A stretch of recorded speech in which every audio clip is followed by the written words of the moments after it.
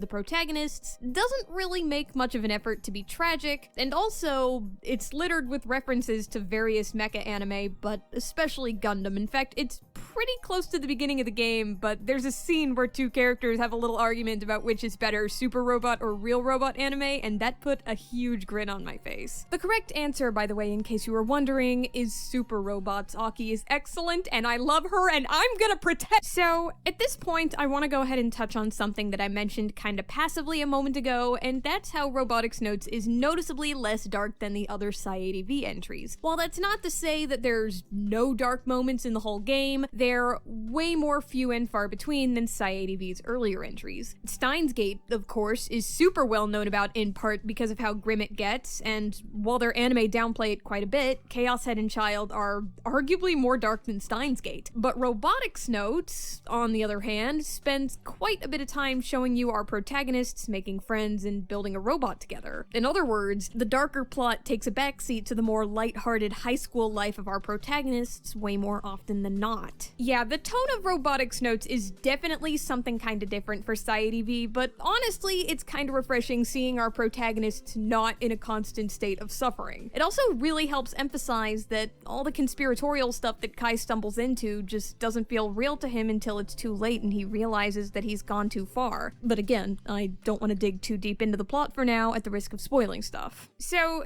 to go ahead and change the subject then, you've probably noticed that this game's graphics are in 3D, which is super unusual for a visual novel. Really, the only other ones that do it that spring to mind are entries in Ace Attorney and Zero Escape. Oh, and in addition to the 3D sprites, there's also a couple of scenes sprinkled throughout that utilize clips from the anime, hence why this is Robotics Notes Elite rather than just Robotics Notes. See example Steins Gate Elite. But yeah, the visuals of this game are pretty impressive, and when I say that, I'm referring both to the character sprites and the game's UI. While remaining neutral in the Second World War, Portugal helped the Allies out just a little more than they did the Axis, and without Portugal to set the player on a different route. And in the case of Robotics Notes, it's done by replying to tweets on Tweepo. So, I wouldn't call this a massive complaint necessarily, but one gripe I do have with this game is that it never really does all that much to tell you about how important replying to tweets is. Like, it'll quickly tell you how to reply to them in the beginning, sure, but it never really does anything else to emphasize that you should reply to tweets. And while people who've played other Psy-ADV games can probably guess that this is how your route will be determined, one, there's no way that's going to be super apparent to people who haven't played other Psy-ADV games, and two, you don't get alerts that there are new tweets to check till pretty well into the game, so yeah, constantly having to check can be kind of a mood killer. And not checking and not replying just results in you getting doomed to getting the earliest ending over and over. This happened to me, so take my word for it. It's not all that fun. It's not a deal breaker,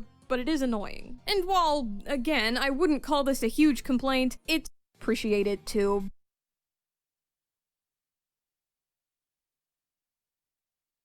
And had a chance to look at the full deck list before and know what's going on, and not seeing this for the first time, it's like, whoa, what should I do now?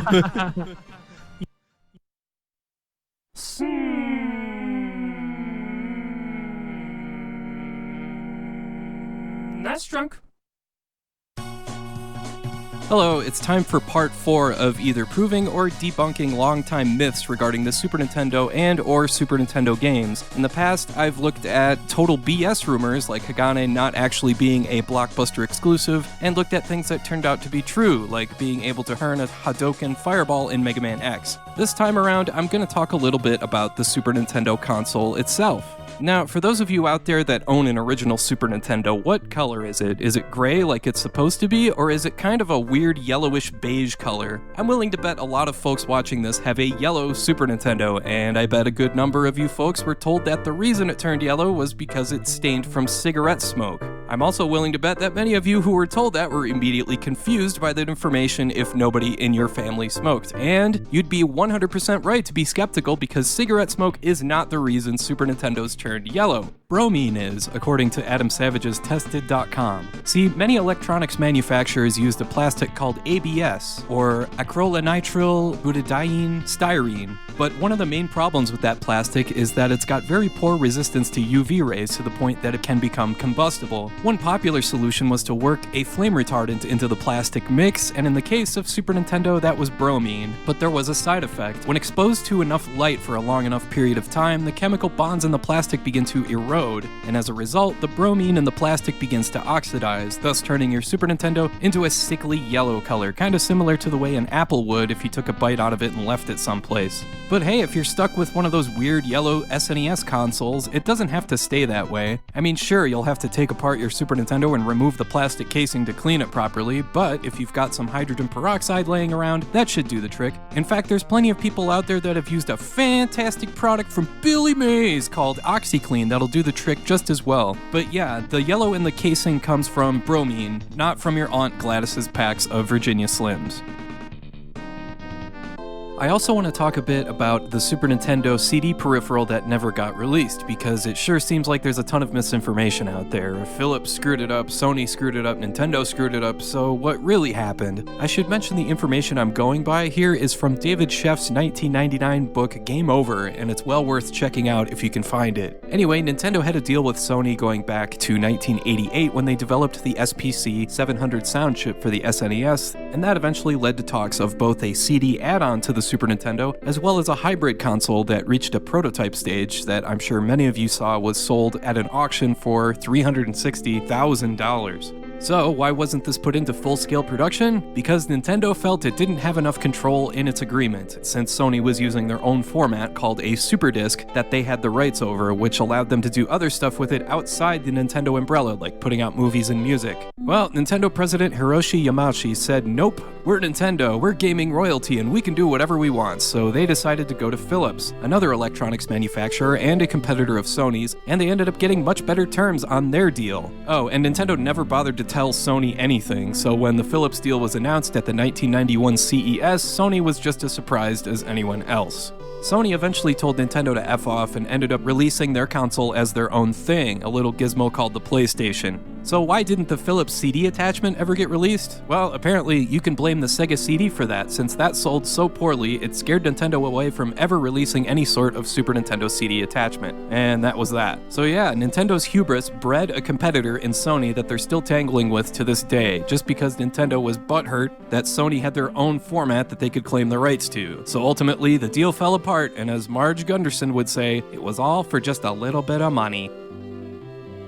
Now, this next myth involves The Legend of Zelda: A Link to the Past, and it's existed for years and years regarding this completely random dude who somehow, for some reason, has his own hidden room in the game. I mean, come on, what are the odds of that? Hey, wait a second, who the hell is Chris Houlihan? Yup, it turns out this one is 100% true. Back in 1990, Nintendo Power held a contest with the prize being to have your own name featured in an NES game. All you had to do to enter was to encounter a war mech in the first Final Fantasy for NES, take a picture of the screen, and mail it in. That's easier said than done, since a war mech is the rarest enemy in the game by far, but Mr. Houlihan was able to find it and win the contest, except for some reason his name didn't appear in an NES game, but in a Super Nintendo game, in friggin' Link to the Past. Now that's cool.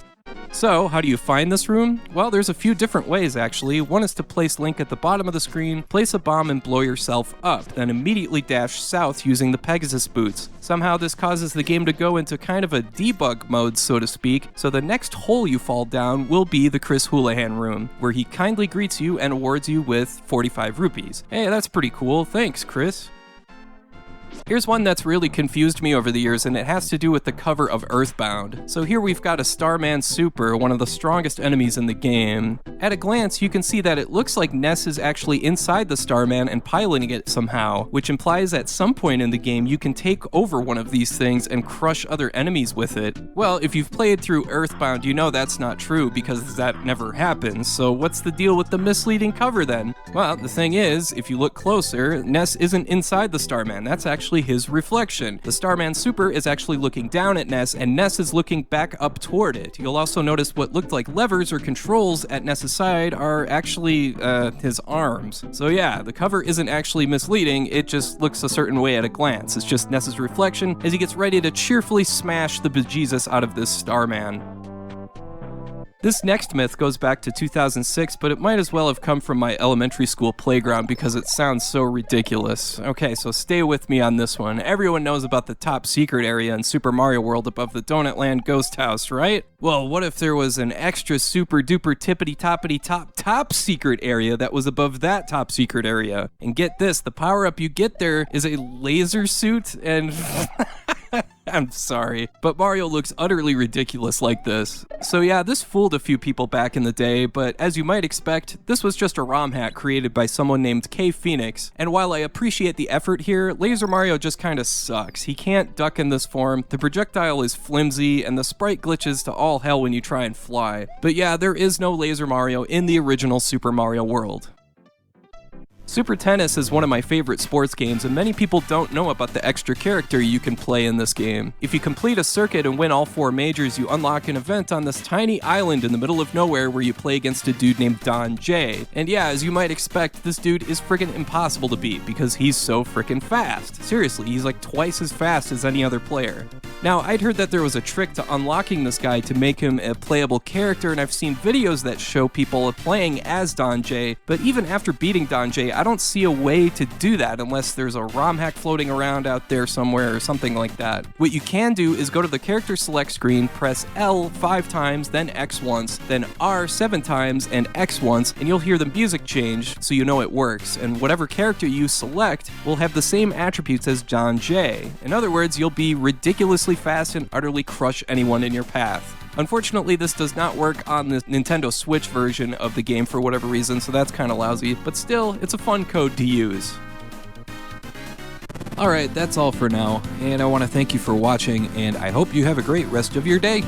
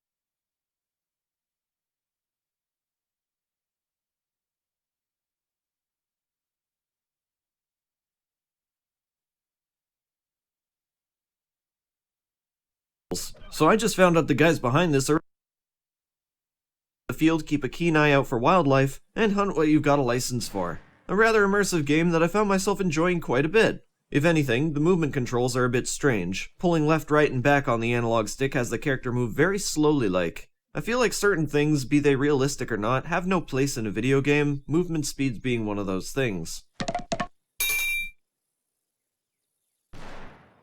Cabela's Dangerous Hunts 2. Again, this isn't a series I'm familiar with. Imagine my shock when I found out this game was a story-driven, largely linear adventure. Starts off with an introduction from your neighbor Stinky Pete. Turns out people have gone missing out in the lodge, some being a part of Pete's family. His name isn't actually Pete, but whatever. They really took to giving this guy some animation. I mean, damn, that's the most animated old guy I've ever seen. Sure got a lot of energy for his age. The game seems alright, even with the nauseating FOV. One thing I definitely didn't care for were the bear traps scattered around the place. You have to do your best to avoid them despite they completely blend into the environment. I mean, I guess that's the point of the thing, but why is it in this game? To prevent you from progressing quickly, I guess? I don't know. Regardless, not bad. And the story did keep me wanting to play, but I've got more to look at. Cabela's Outdoor Adventures. What a step backwards. So again, we got another realistic game, and I was excited to start this one up. But it feels like everything was downgraded this time around. Animal movements and reactions are unrealistic. There seems to be no distinction of whether an animal is legal to shoot or not. The draw distance is very limited. And worst of all, you have even less stamina than the last one. Hence, you get too tired to sprint very often. I don't think there's an ATV to be renting this time around, not from what I could locate. You know what's worse though? When you run out of sprint, this is how slow you walk. Good freaking luck finding the next animal. I get that for the most part this is a problem with the snow levels, but this is the second level after the first one. You don't even have a choice. You have to play the snow level next. Oh, how I did not like this. Call of Duty Finest Hour. I've played this one before. I'm still not sure if it's per se the first Call of Duty game, but at least it's the first one to make it to console. I played the original PC game. Finest Hour plays the same, but I think the levels are somewhat different. Anyways, back in the mid-2000s, Call of Duty was among the highest quality World War shooters, battling against Medal of Honor for top quality. One of those two facts has changed since then. Can you guess which one? Now, I love World War shooters. Call of Duty 5 is one of my favorite shooters ever. Alas, Finest Hour feels underwhelming compared with what's to come in the series. It's one of the greats for its time, but the formula was yet to reach its peak. In short, the game is enjoyable, but is it worth revisiting? I'll leave that up to you. Call of Duty 2 Big Red One. Big Red One is a big step up from Finest Hour. Many say this is where Call of Duty really started to shine, and hey, for your second entry, I'd say that's a pretty radical accomplishment. Like with Finest Hour, it's similar to the PC counterpart, but I believe the levels are different? Not too sure this time. Never played the second one on PC. Nonetheless, the story, non-stop action, scripted set pieces, and shooting mechanics are tenfold from the previous game. In many ways, you can see how this is a still devolved form of the more recent Call of Duty games. The roots are clear, and as such, Big Red One makes for an engaging, well-rounded World War shooter that I had a pretty good time with in the mid-2000s on my Xbox. Capcom vs SNK 2 EO. As many know by now, I'm no good at fighters. I can still try to enjoy them though, and I can tell Capcom vs SNK 2 EO is a quality experience. Kinda refreshing to see a 2D sprite-based fighter at this time, since a lot were going for that 3D edge, most of which from then not holding up very well. I enjoyed the little I played of this, even if it did seem like the second opponent was overpowered. The dude has a giant steel ball. How is that legal game? Carmen Sandiego, The Secret of the Stolen Drums. Carmen Sandiego is wanted, of course, and rookie Cole wants to catch her by himself. To do so, he'll find himself climbing rooftops, unlocking gates, taking down robot servants, all the while using some wacky skills of his to pull it all off. In particular, the kid makes great use of his pole as both a weapon and a means to navigate the environment. Ultimately, it's a platformer first and foremost, with beat-em-up moments against the most oblivious robots a video game has ever seen. It was fun, and that's where it matters. I looked at a video of the game online to see if it gets any better, and by the looks of it, the thing stays the same with pretty much identical music throughout the game. Seems rocky to me. Up in arms whether this is a good verdict or not. Cars. It's another licensed Disney adventure. These usually aren't too bad. No exception here. Lightning. You take on the role of Lightning McQueen, accomplishing tasks for the residents of Radiator Springs, while also having a little fun of your own. It's a kind of sequel adventure that's taking place after the events of the first film. You won't be playing this one for the story though, it's on par with any random episode of a kid's cartoon. The approach the game takes reminds me a lot of Toy Story 3's sandbox mode, if you're familiar with that. Lots of fun if you're looking for an open world racing game with personality. Casper, Spirit Dimensions. Some ghostly brute wants to take over the dimensions of both the living and dead. He has managed to capture every ghost so far except for Casper, somehow. I guess he was sleeping? Why would he be the only one left? Oh, okay, probably because nobody wants to be within a mile's radius of that! Casper, more like Creeper.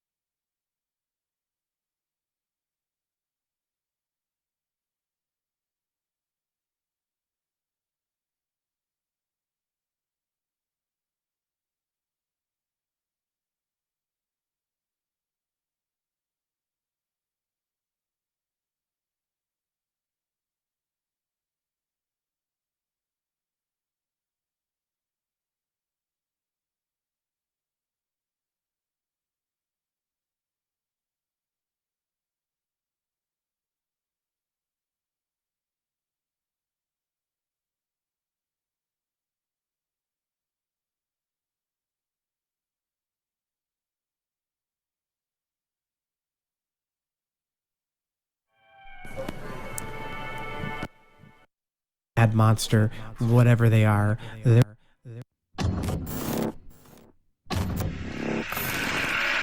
Hello and welcome back to No BS. Today we return to talking about the presidential election and specifically how the left has been using this pandemic as a way to get them more attention and possibly help them get Biden to win the election. That's right, this has been pretty obvious from the get-go. The left has been hyping this virus very, very much ever since it started. They know how to use a good panic. And as they say in politics, never let a good crisis go to waste. And that's definitely what the Democrats are doing. But it's definitely a shameful thing to do, and it's wrong, and using people's lives and deaths and sickness as a way to get political clout is certainly something that we should frown upon, and it's certainly something shady and bad that people shouldn't do, and I think it could come back to backfire the leftists as people start to realize this. And that's what we're talking about today, because a certain prominent leftist, an actress named Jane Fonda, she used to be pretty famous like 50 years ago, but nowadays she's just old and washed up, and she typically dabbles in politics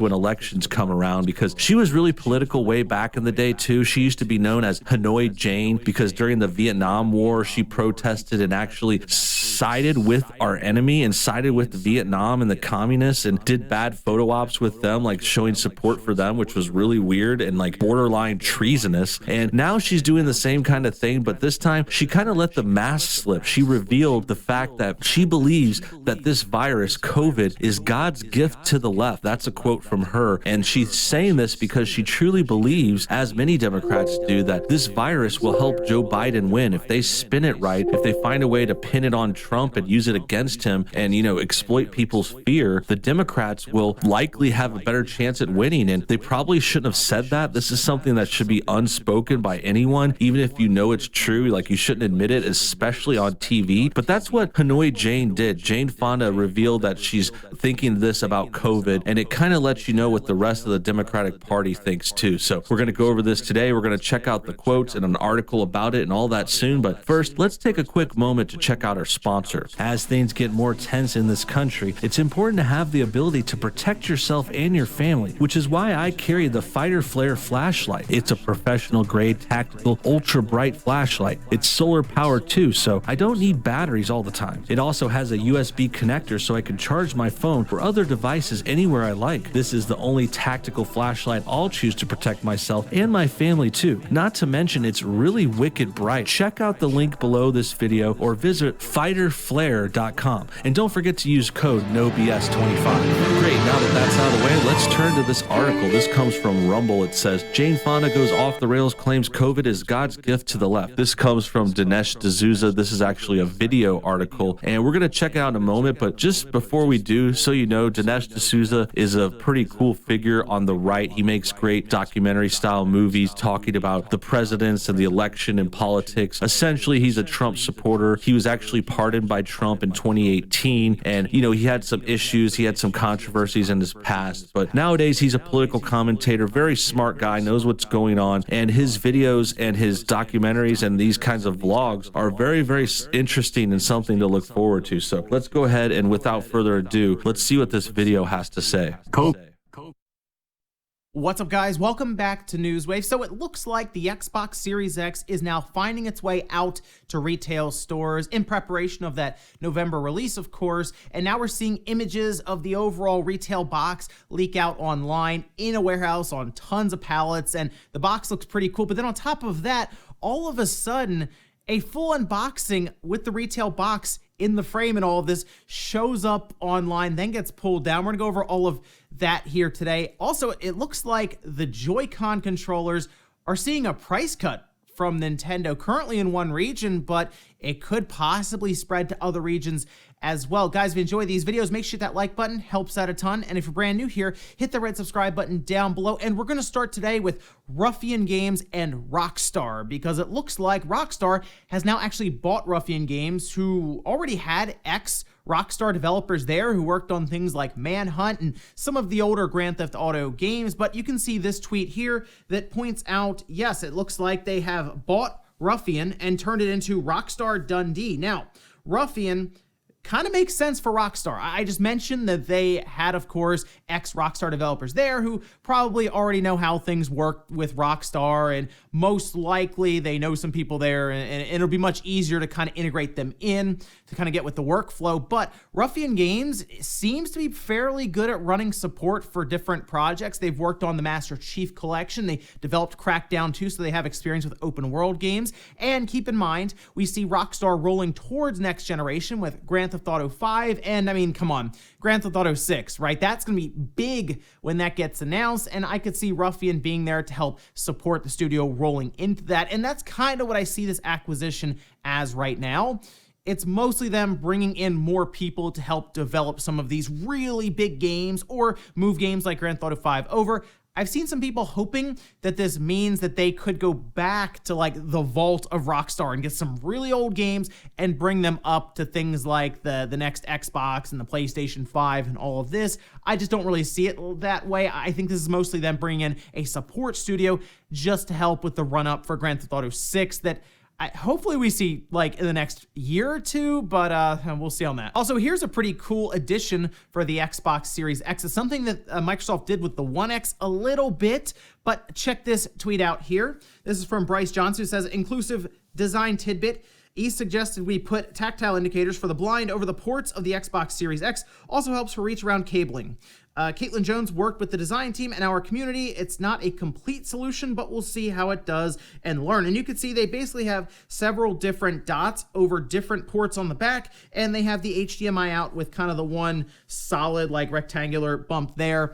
That's what they've already done with the One X. The HDMI port that you need to plug into the back of the One X to get signal out to your TV, because remember the Xbox One had 2 HDMI ports for everyone who still runs cable TV through it. That way you could, of course, not have to rip the entire box out just to look to see which one is in and out for the HDMI ports. This is good, as they say, if you want to slide your Xbox Series X in your entertainment center and not have to kind of pick it up and flip it around and see where everything goes. You just have to, I guess, look at it, I guess maybe the instruction manual or something, or if you have it memorized, which set of dots would correspond to which port. It's just helpful, of course, for not having to rip the whole thing out. Oh, and it seems that Level 5 Games is essentially shuttering operations in North America. This was something put out by Games Industry, you can see here, and it says Level 5 has virtually halted operations in North America. Sources say Level 5 International America, Abby, have been running with a skeleton crew since August 2019, with multiple sources familiar with the matter. Both Level 5 International America and the company spinoff office Level 5 Abby began winding down operations in the middle of last year, part of which included laying off the majority of both offices' staff. And that is a shame, obviously, because people are losing their jobs there. But Level 5 now, it's been strange with them in localization for things like Yokai Watch. A lot of people are still waiting for Yokai Watch 4, I think. That's just nothing's really been said about it since like a year or two ago with its localization. So it did seem a little strange, and now we're hearing about how they've been running with a skeleton crew for like over a year now. Yeah, it seems like it just wasn't working out here, or they're going to mostly work in the Japanese market and look for maybe companies that want to publish and help localize outside of Japan into like the US and other Western markets. That's what I could see with Level 5, but it's not great when you see a company like that downsize and then bring into question the idea of their games even making it outside of Japan. And guys, with some of the quick news out of the way, let's get into the bigger stuff. We're starting right away with the Xbox Series X, because we are now less than a month away from next-gen consoles launching. And it's exciting because we're getting very, very close to the launch. And that means we will start to see some images leak out of, for example, a pallet of retail boxes stuffed with Xbox Series X systems that you can see here posted over on Reddit, and it looks good. Now, this would hit a lot different if Halo Infinite was, of course, coming out alongside of it, as it was clearly planned all over the place. You see Taco Bell doing promotion with Halo. We see it on the back of the Xbox Series X launch retail boxing. Yeah, it's a shame, but the box itself looks really, really cool. I guess their big launch title that's only going to be next gen for the Xbox is like Yakuza Like a Dragon, and then I guess you technically have next gen experiences with things like Assassin's Creed, maybe Watch Dogs. We'll see how Cyberpunk runs without the next gen patch being there right away. But yeah, unfortunately, Halo Infinite, not being there is a shame because it would have been big, right? With it being right there on the box. Maybe next year for that one. But then after this went out there and we figure that they'll start making their way to stores now, showing up in the warehouse, a person actually posted an unboxing online. It hit YouTube. It was a fairly small channel that when I saw it, and it was strange that someone just randomly had an Xbox Series X in the retail boxing ready to unpack and show off. And then we, of course, realized that it was also in the warehouse. And I mean, you could kind of put two and two together and realize why I'm not showing you that video here, because one, it was ripped down. So it went private. Hard to say if that's because they got in trouble for it or not, but you start to realize maybe what happened here, the Xbox falls off the back of a truck or something. I mean, come on. They can't really play it off too well. If this was Among Us, we would have hit the emergency meeting and they'd been out in space right away. I am curious if Microsoft is doing something about that leaked system. Because remember, we had something like this with the Switch, where the Switch somehow leaked out like early, and then we found out that it was like stolen, and it ended up being a whole situation there too, where I think when Nintendo retrieved the system from that person, it was some wild stuff there. So I'm not really sure what the backstory is here with this leaked Xbox Series X. A lot of people, like I said, assume that it found its way out of the warehouse on its own, right? But we'll see if anything comes from that. But I have to say, the retail boxing looks great. It's a shame that Halo isn't there because it is printed all over that box, but looking forward to it next year. And again, you'll probably see more images, of course, coming out online of the Series X packed up, ready to go, and showing up in retail stores next month. Next up, let's talk about the Joy-Con controller that has been under heavy scrutiny with the Joy-Con drift situation with class action lawsuits. And of course, we know that the president of Nintendo themselves had sort of apologized for any inconvenience, but they can't exactly say Joy-Con drift because it is an ongoing situation in the courtroom and Nintendo cannot admit fault, or they've basically lost right away with that. So it was strange for a lot of people to see Nintendo start to cut the price of the Joy-Con itself in Japan. You could see here Video Games Chronicle went through some of the different conversions for the currency and all of this, but we can see it appears to be a 16.5% drop in price from 4,480 yen or $43 down to $36 or 3,740 yen. And this is for all different variants, all the different colors, Joy-Cons and all of this, but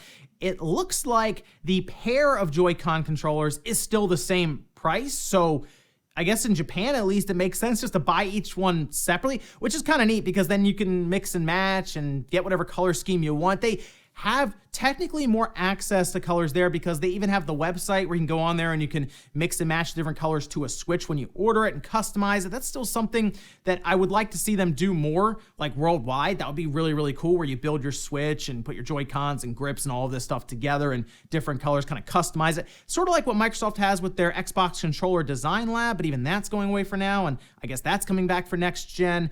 Anyway, a lot of people are thinking this could have something to do with the Joy-Con drift situation, and the only way I can connect the two is if they are rolling out new Joy-Cons at some point, and they're doing some preliminary work to get rid of the current stock of Joy-Cons. That's the only thing I can think of, and even then, would they raise the price back up if the Joy-Cons still look the same and they only had an internal change?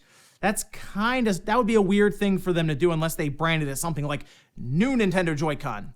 That is something that Nintendo would probably do, though, New Nintendo Joy-Con. Anyway, it'll be curious to see if they actually do this in other regions as well, because I guess in the US, it's $50 for a single Joy-Con or $80 for the pair. Maybe they take that and mark it down. Walmart's already been playing around with some of these prices, but maybe they say, oh yeah, a single Joy-Con is $40 now, and the pair is the $70. It wouldn't be a bad thing to do because the Joy-Cons are getting a little older and technology advances, parts become cheaper.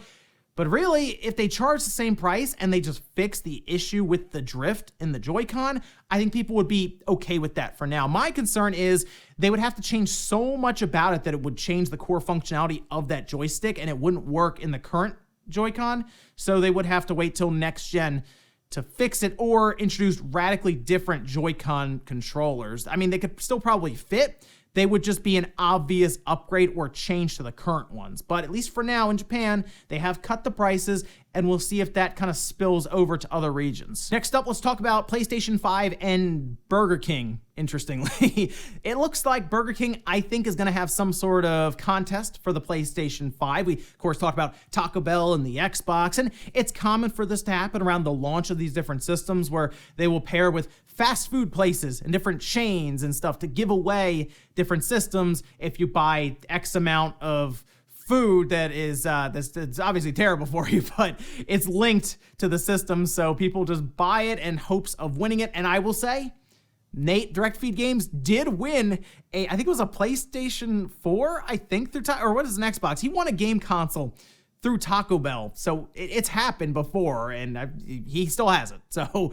it's not impossible, apparently. But it does look like Burger King will do something, as they tweeted out a video, and then PlayStation went ahead and grabbed that and tweeted that out.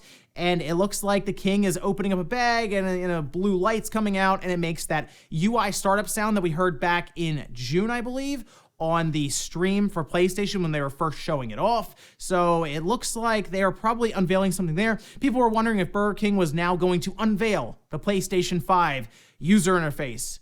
Probably not. No, they're just going to launch some sort of contest, some sort of campaign alongside with PlayStation, and maybe that'll drive sales for them with how hyped up the PS5 is currently and the fact that it's hard to even get a pre-order now. But I guess if you buy enough Burger King, you have a chance to win a PlayStation 5. That would start on the 15th of October, so in just a couple of days. And in our last bit of news, let's talk a bit about that PlayStation 5 backwards compatibility, but let's talk about the list that is not compatible with the PlayStation 5. Remember they released a list, had like Joe's Diner. Unfortunately, Shadow Complex Remastered, which is a game that I would like to see be backwards compatible because it is a very good game. But there were a few games on there. I didn't think people would care as much about the other games that were on there then, but it looks like the developer of one wants to actually fix it and make it compatible. Now you can see this comment here. This is from the DWVR developer. That is one of the games that's on the list, saying, "I'm working on a patch to fix the issue. Hopefully it can arrive before PS5 releases." When questioned about what changes needed to be made, the developer says, "Can't really go into much detail. The game just doesn't launch on PS5 for some odd reason. Quite weird given I'm using Unreal Engine like so many other games that do work fine." And it is odd because people were wondering when they looked at that list, what exactly are these games doing that are not allowing it to launch on the PlayStation 5? It could be, I guess, something small in there, maybe a bug. Maybe Sony just said, well, there's this issue and it just won't work.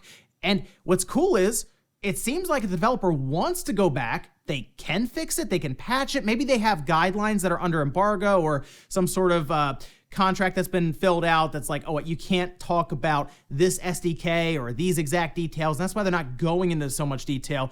But it is hopeful if somebody really wants to go back and it's their game and they can fix it, that they can go back and patch it. Makes me wonder if, who does Shadow Complex Remastered? That's Epic Games. I don't know if anyone else would work with it, if they would go back and do something with Shadow Complex Remastered to make that work. Hard to say there, but the list itself is small enough to where I don't really know anyone's going to go calling for some of these games to work on the PS5, but it's good to know, I guess, if something else pops up there going forward, that it can be patched and added to backwards compatibility. Interesting. I wonder if more details will come out about what exactly is keeping something like this game off of the PS5. And we'll finish up with the comment of the day, as you're seeing here. This is from Bird That Knows What's Good, saying, we always hear about the respawn loading times being great, but no one mentions the outrageously long load times after completing a mission. You think Jin is standing there with his horse for fun. It's a veiled loading screen and takes a minute. Not a knock on the game, love it, but I never hear anyone mention it. That's because load times, one of the biggest things that's happened this generation is to hide load times wherever you can. And try to make it so that, of course, we know you're running, all of a sudden you're walking. And it's like painfully slow for some reason. There's nothing holding you back that you see. It's really just the game saying, hey, slow down. We have to load some stuff that you can't see far off in the distance. Or, oh, wow, there sure are a lot of very small passages that I have to squeeze through and it takes a while. And that was very obvious in Final Fantasy VII Remake. Remember that? Like every time you'd like slowly slide through a little passageway, it was very obvious. In the Star Wars game from last year that Respawn did, that was one where I noticed it quite a bit Fallen Order, where you had to keep going through small little passageways. It took a while to get through. So I think there are going to be a lot of revelations made into the next generation where those load times, those loading tricks won't be needed anymore.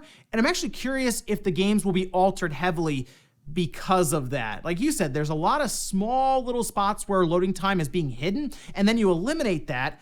And it just makes me wonder if they have ideas that they couldn't implement before because of those hidden loading screens that they have to put in there and kind of work around. Either way, that's the thing I'm most excited for, is to see how these solid state drives can influence gameplay and level design going into the next generation with the Xbox Series X and the Series S and the PlayStation 5. And ladies and gentlemen, that's going to do it here for Newswave. If you enjoyed this video, guys, hit the like button, really helps out. If not, hit the dislike. Leave comments down below about everything we talked about today, whether there's the Joy-Con price drop in Japan. Do you think that's going to work out to other regions, or do you think Nintendo is working to fix the Joy-Cons right now and they're kind of offloading some of their old stock, getting ready to stock the new Nintendo Joy-Con? Let me know what you think about that idea down below. And then, of course, what about the Xbox Series X retail packaging? It sure is a shame that Halo is not there day one, with it being plastered all over the back of it, but it leaking out online.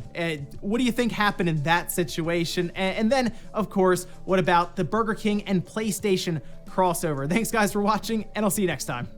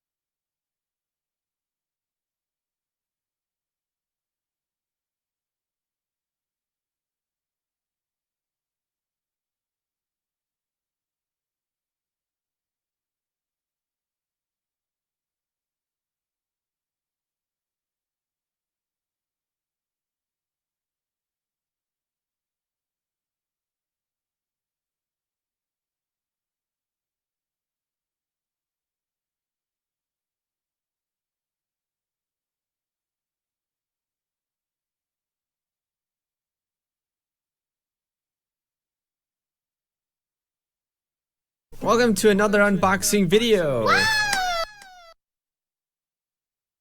On both sides. We're gonna recreate something. This is probably the most dangerous. No. Hold no lands. Oh, he is not fulfilling that. Time. President Trump has beat the coronavirus, testing negative for consecutive days, the official standard for measuring that one is coronavirus-free. So he's back to doing what he does best, holding rallies.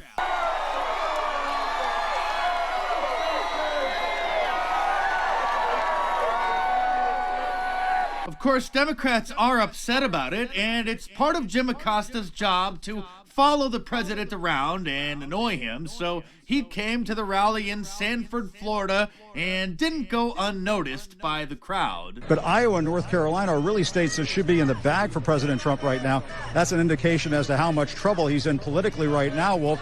And as this crowd is chanting that there are members of the press here who suck, I should also point out, Wolf, what also sucks, getting the coronavirus. The crowd was specifically chanting that CNN sucks, Jim, not that there are just some members of the press who suck. They were talking about you. Joe Biden is hosting his own rallies where a dozen or so people will pull into a parking lot and stay in their cars to listen to him ramble. At this one, a group of Trump supporters gathered across the street and chanted 4 more years, which pretty much drowned out whatever old Joe was trying to say.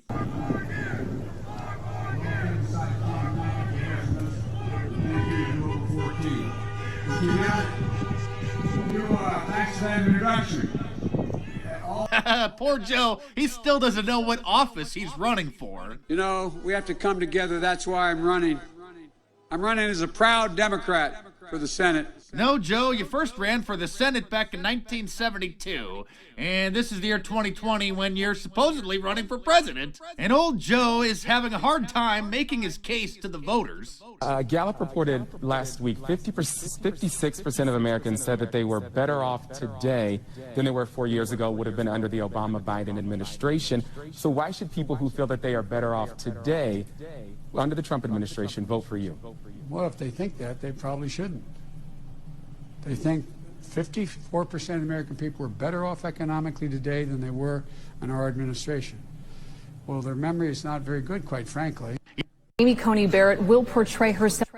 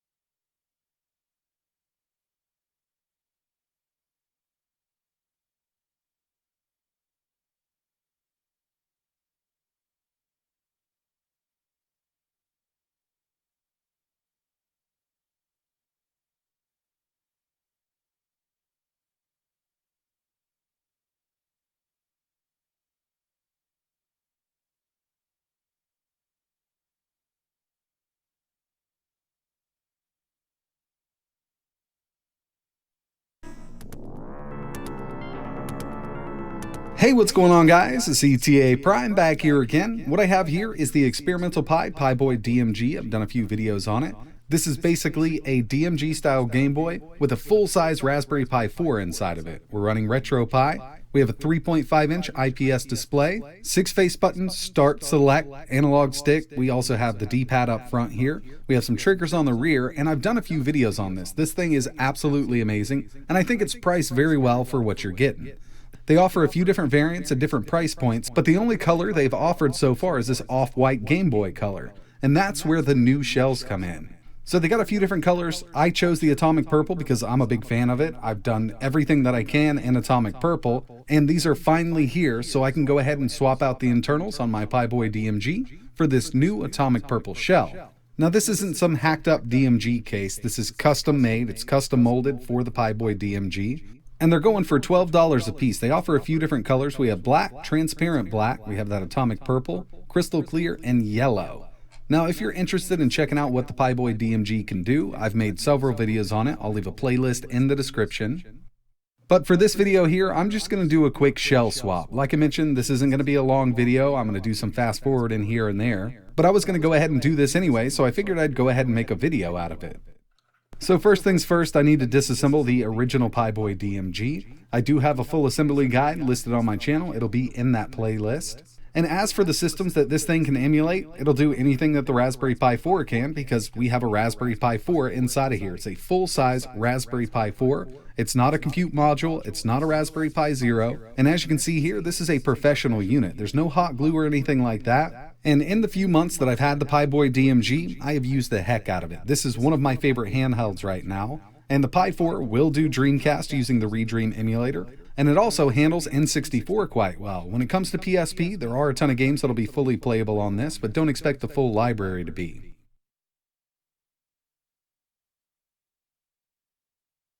So now that I got all the screws out here, I can go ahead and pop off the daughter board. This goes right on top of the Raspberry Pi 4 and plugs into the GPIO pins. And this does have an active fan built in to keep that Raspberry Pi nice and cool. So if you did want to do some overclocking with the Raspberry Pi 4, it's totally possible with the Pi Boy DMG. The SD card is externally accessible, and we have this little ribbon cable here going to the outer micro SD card slot. I'll remove this, and then I can pull the whole Raspberry Pi 4 right out of the Piboy DMG. And I'm just using the 2 GB Raspberry Pi 4, but you can put an 8 in here if you really wanted to.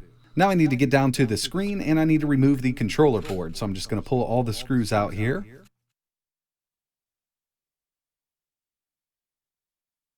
I've actually never fully disassembled one of these units, but I believe we can just pull this controller board right up, and we'll have access to our conductive pads and buttons underneath that.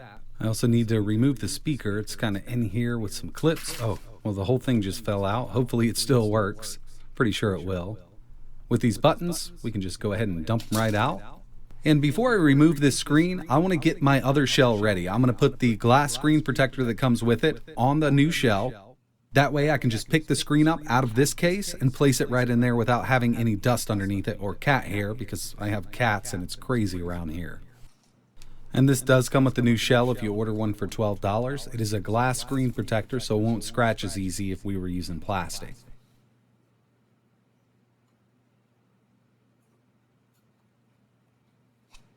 And now I want to get this screen over here as quick as possible so I don't get any dust in between it. And it looks good. So now all I really need to do is reassemble the unit in the new atomic purple shell.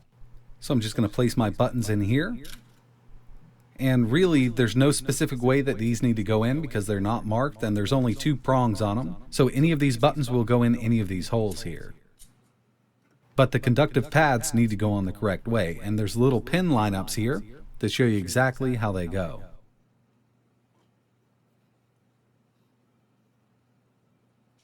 Stays on there really nice. So with the buttons in place, I'm going to go ahead and put the controller board back down, and then I'll put in my screen mounts. I'll tell you, the worst part about getting this controller board mounted back down was lining up that speaker. I had to kind of set it right in place and maneuver that speaker with a small screwdriver from inside. But other than that, it went on really nicely. Everything's lining up perfectly, and I expected it would because this shell is custom made for the Piboy DMG. So now I'm going to go ahead and put in the mounting system. This also holds that screen down really nicely inside, so it doesn't shake around at all when it's all assembled.